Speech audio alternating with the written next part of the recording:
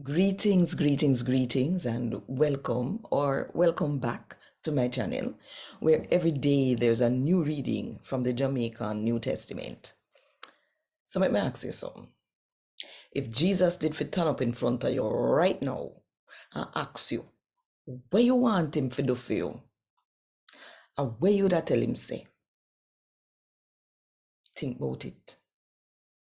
And while you think about it, if you want more people to hear God talk to them in the Jamaican language, then click the like button, drop one comment below, and share this video with everybody where you know.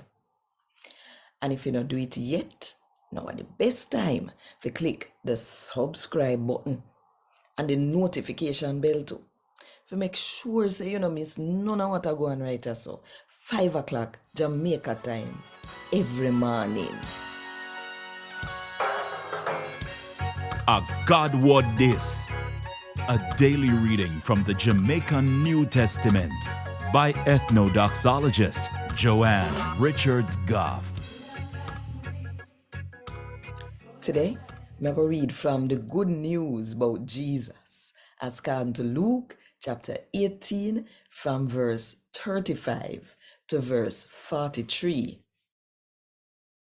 Now, when Jesus catch near Jericho, one blind man did sit down at the roadside a beg. The man hear the crowd a pass and ask them a wagwan. Them tell him say, a Jesus we come from Nazareth a come. Him bawl out loud, Jesus, David pickney, take pity upon me now.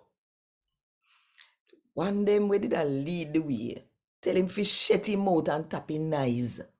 But he shout out louder, David pickney, do take pity upon me now. Jesus tap and tell them fi bring the man come. After the blind man come near, Jesus asked him say, what you want me fi do for you? Him say, Lord, make me see again. Jesus tell him say, see there, you can see again. You can see cause you believe. Same time him coulda see and him fall back at Jesus and praise God.